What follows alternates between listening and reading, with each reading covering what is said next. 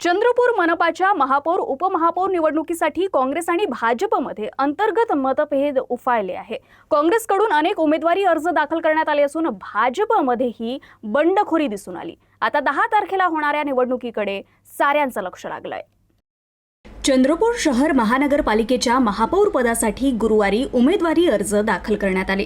या प्रक्रियेत काँग्रेस आणि भाजप या दोन्ही प्रमुख पक्षांमध्ये अंतर्गत मतभेद पुन्हा एकदा उघडकीस आले आहे। काँग्रेसच्या धानोरकर गटाकडून महापौर पदासाठी तब्बल 4 उमेदवारी अर्ज दाखल करण्यात आले।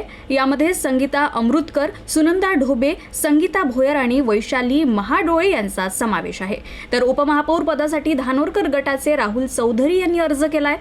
दुसरीकडे वडेट्टीवार गटाकडून वसंत देशमुख यांनी उपमहापौर पदासाठी उमेदवारी अर्ज दाखल केलाय। विशेष म्हणजे काँग्रेस सोबत युती करून निवडणूक लढवलेले पप्पू देशमुख यांनीही उपमहापौर पदासाठी अर्ज भरल्यानं काँग्रेसमधील गोंधळ अधिकच वाढलाय। भाजपकडून मुनगंटीवार समर्थक असलेल्या संगीता खांडेकर यांना अधिकृत उमेदवार म्हणून त्यांचं नाव जाहीर करण्यात आलं होतं। मात्र भाजपच्या नगरसेविका सारिका चांदूरकर यांनीही महापौर पदासाठी अर्ज दाखल केल्यानं भाजपमध्येही अंतर्गत राजकीय चर्चांना पुन्हा एकदा उधाण आलंय।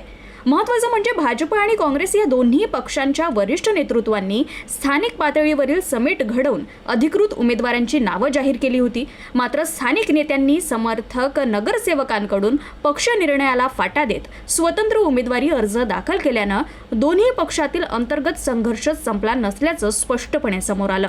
त्यामुळे 10 तारखेला होणाऱ्या महापौर व उपमहापौर पदाच्या निवडणुकीत नेमके कोणते राजकीय पडसाद उमटतात याकडे सर्वांचं लक्ष लागलंय।